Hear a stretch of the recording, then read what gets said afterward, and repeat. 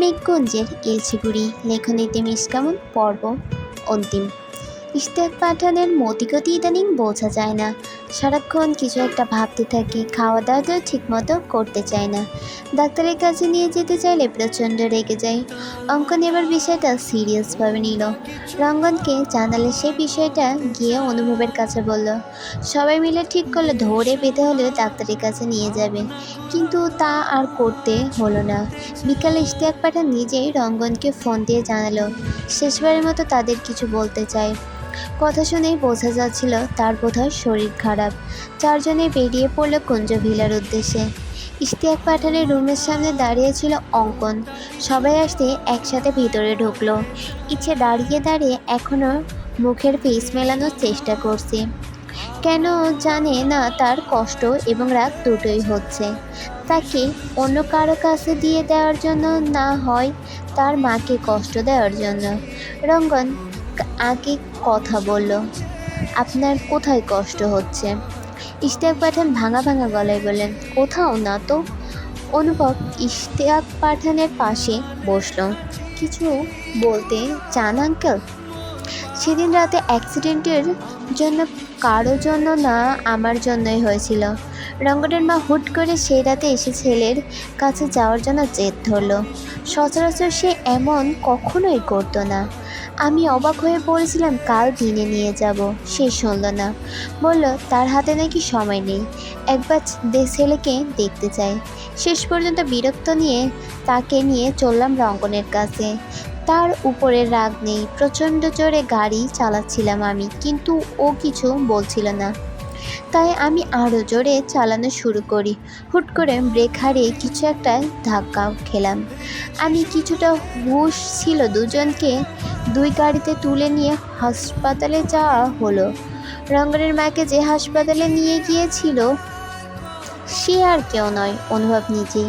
তবে সে তাকে চিনত না, তাই তোকেও বলেনি, আমাকেও সে খেয়াল করেনি, কিন্তু আমি তাকে হালকা হালকা দেখেছিলাম। হাসপাতালে নেওয়ার পর ডাক্তার জানায় সে মারা গেছে। প্রথমে ভাবি হয়তো আমার জন্য, কিন্তু তারা পরীক্ষা করে জানায় অ্যাক্সিডেন্ট করে না, তার আগেই সে মারা গেছে। তবে সে কথা আমি কাউকে জানাইনি।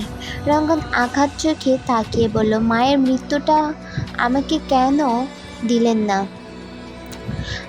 তোর পরীক্ষা খারাপ হবে ভেবে। আপনি কি মানুষ না? এই জন্যই আমি পড়াশোনাটা ছেড়েছিলাম। আপনাকে কোনো দিন আমি মাফ করবো না। ইশতিয়াক পাঠান কিছু সময় চুপ থেকে বলল, অনুভব, তোমাদের ম্যানেজার মতিন শিকদার ভালো লোক নন।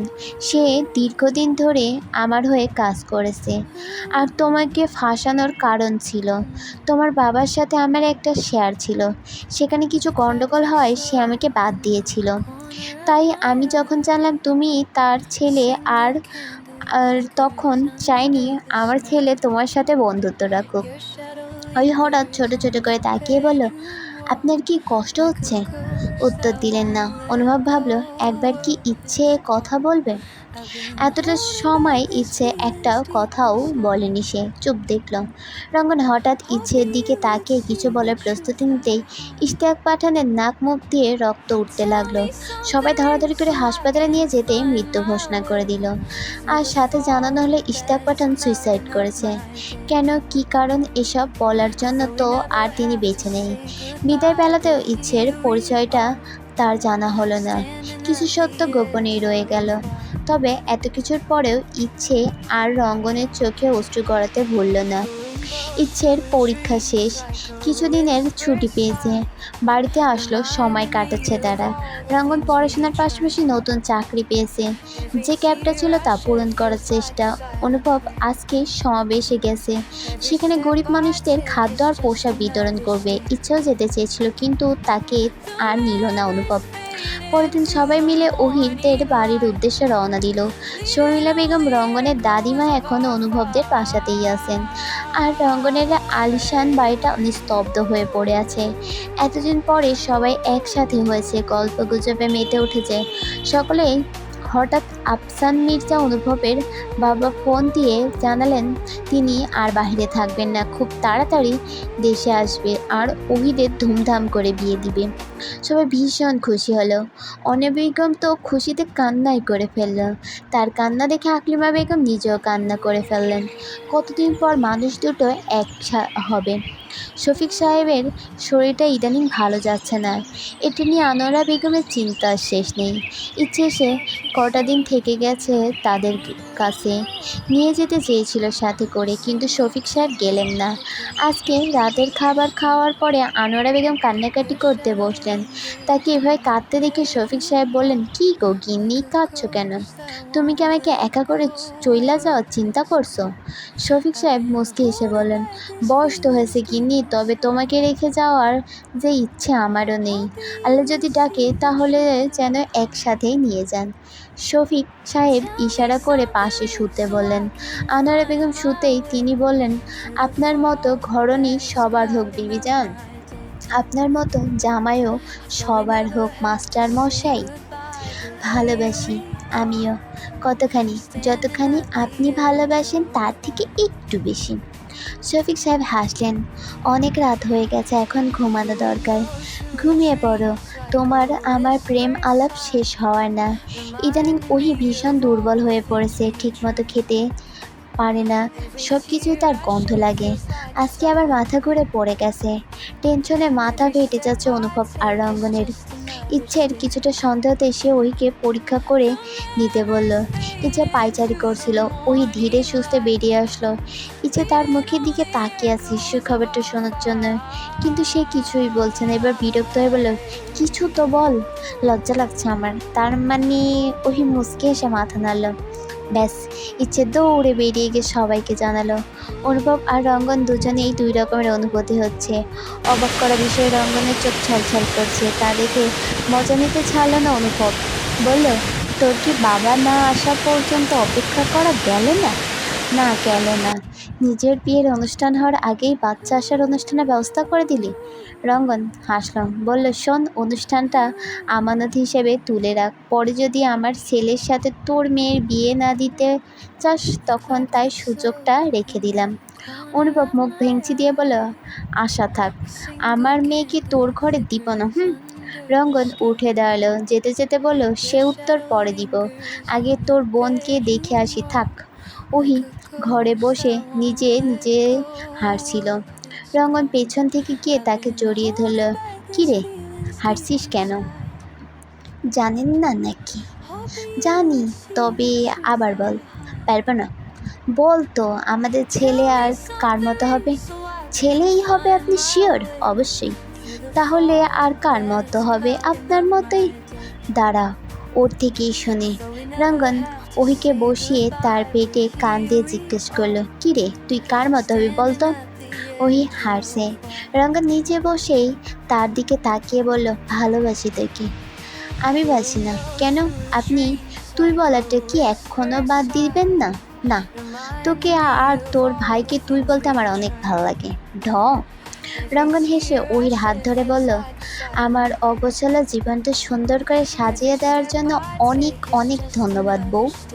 তোকে জ্বালাতন করতে আমার ভীষণ ভালো লাগে, আর আমি সারা জীবন এই কাজটা করতে চাই। সবাই তো ভালোবেসে পাশে থাকে, আমি না হয় জ্বালিয়ে পাশে থাকলাম। ভালোবাসাটা হয়তো ঠিকমতো প্রকাশ করতে পারি না, কিন্তু সত্যি এটাই, আমিও আপনাকে ভালোবাসি। ইচ্ছে ভীষণ খুশি। আনোয়ারা বেগম ফোন দিয়ে জানাতেই তিনি বললেন, তুই কবে নিবি? ব্যাস, তার মাথায় এখন এটাই ঘুরছে। মুখ ফুলিয়ে রুমে ঢুকে চুপচাপ বিছানার ওপর বসলো। অনুভব একটা বই পড়ছিল। ইচ্ছেকে আসতে দেখে রেখে দিল। বলল, এই তো খুশিতে নাচানাচি করছিল, আবার কি হলো? ইচ্ছে মুখ ফুলিয়ে বলল, আমারও বাচ্চা চাই। আমাদের বাচ্চা? আমাকে কি বলে ডাকবে? এই টেনশন কি তোমার শেষ? ধুর, ওসব এখনো মনে রেখেছেন? রাখবো না বলছো? আচ্ছা, আমাদেরও হবে। এদিকে এসো। ইচ্ছে এগিয়ে যেতে অনুভব বউয়ের ভাঁজ থেকে একটা চিঠি বের করে তার হাতে ধরিয়ে দিতে দিতে বলল, শোনো, মেয়ে থেকে শোনো বউ হয়ে গেছো, তাই বলে কি চিঠি দেওয়া বাদ দিয়ে দিবে? আর চিঠি দাও না কেন? আবারও চিঠি দিবে বুঝেছ? আর এটা দিলাম তোমাকে মনে করিয়ে দিতে। ইচ্ছে অবাক চোখে তাকিয়ে চিঠি খুলে পড়তে লাগলো। প্রিয় বউ, ভালোবাসি ভালোবাসি ভালোবাসি তোমাকে। আমি ভীষণ ভালোবাসি। আমার হাজারো ক্লান্তি দূর করতে তুমি নামক একটা মানুষ হলেই যথেষ্ট। মানুষ কত রকমের ভাবে প্রিয় মানুষের রাগ ভাঙায়, আর তুমি ভাঙাও তোমার সেই বিখ্যাত কবিতা শুনিয়ে। বিষয়টা কিন্তু বেশ ইউনিক। কখনো হয়তো বলনি, তবে আজ বলছি। তোমার লজিকহীন কবিতাগুলো আমার ভীষণ পছন্দ। শোনো বউ, আমি তোমাকে ভালোবাসার চাদরে মুড়িয়ে নিজের কাছে সারা জীবন রেখে দিতে চাই। জীবনে প্রথম চিঠি লিখছি, কী লিখবো বুঝতে পারছি না, তাই আপাতত ইতি টানলাম। ইতি, তোমার অপ্রিয় থেকে প্রিয় হওয়া এমপি মশাই। ইচ্ছে চট করে অনুভবকে জড়িয়ে ধরল। একটু রয়ে শয়ে বলল, আমাদের বাড়ির কাছে আম আসে 12 মাস। শুনুন এমপি মশাই, আমি আপনাকে ভীষণ ভালোবাসি। 7 বছর পর আমি তোকে বৎকল বলে টম, তাহলে তুই আমার কথাতে উঠবি আর বসবি। বধ করবি মানে? না না, বধ বধ। বধ মানে বশ করার কথা বলছিস? বধ। সকাল সকাল কি মামনির হাতে মারটার খেয়ে মাথা কি গেছে রে জেরি তোর?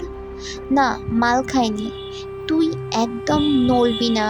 আমি এখন বধ করলো তোকে। আমাকে কেন বশ করবি? তুই যাতে সারা জীবন আমার কথা মতো চলিস, সেই জন্য। শালা না, ওটা সারা হবে। কিন্তু তুই এই কথা কোথায় শুনেছিস তাই বল? লাহেলা খালা বলেছে আমাকে। কি? কেন?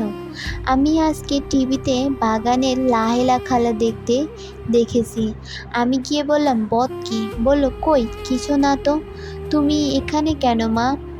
আগে তুমি বললো কেন এসেছ? নইলে কিন্তু। নইলে কি? নইলে আমি বাবাকে বলে দিব তুমি দালুয়ান চাচুকে দেখে মিটমিট করে হাসো।